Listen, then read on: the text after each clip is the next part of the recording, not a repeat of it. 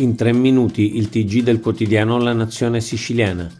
La Corte dei Conti Sicilia perde contro la Regione. Il 25 novembre scorso le sezioni riunite della Corte dei Conti per la Regione Siciliana non parificarono il rendiconto 2021 della Regione Siciliana.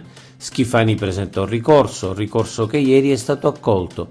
La deliberazione di mancata parifica è stata annullata per violazione del contraddittorio.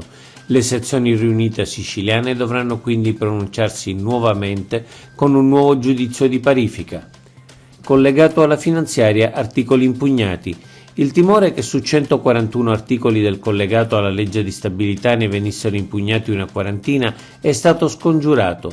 Alla fine, dopo un lungo incontro in videoconferenza tra i tecnici del governo nazionale e quelli della regione, solo 7 articoli del collegato saranno impugnati. Nessuno avrebbe scommesso che le norme impugnate sarebbero state così poche e di questo occorre comunque dare merito all'assessore Falcone e al presidente Schifani. Le 15 infrastrutture prioritarie per la Sicilia.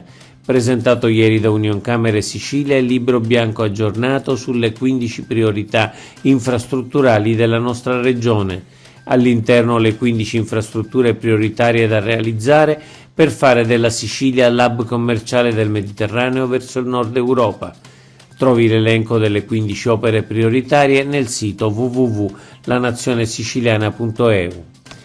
Governo incontra allevatori e agricoltori. Il governo regionale ha risposto positivamente alla richiesta di incontro da parte di agricoltori e allevatori siciliani che ieri hanno sfilato a Palermo.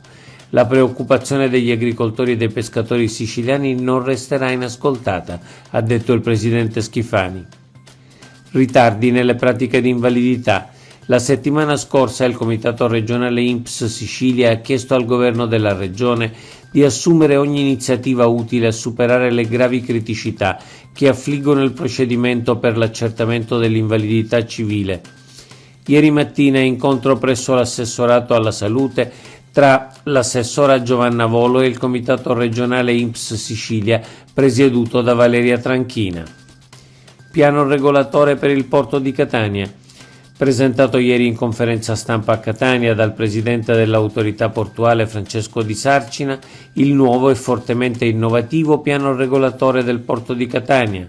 Un'area crociere di 84.000 metri quadri per navi di oltre 340 metri con una nuova stazione marittima di 5.000 metri quadri, una darsena per 700 barche, yacht e attività cantieristica con una suggestiva promenade aperta alla città.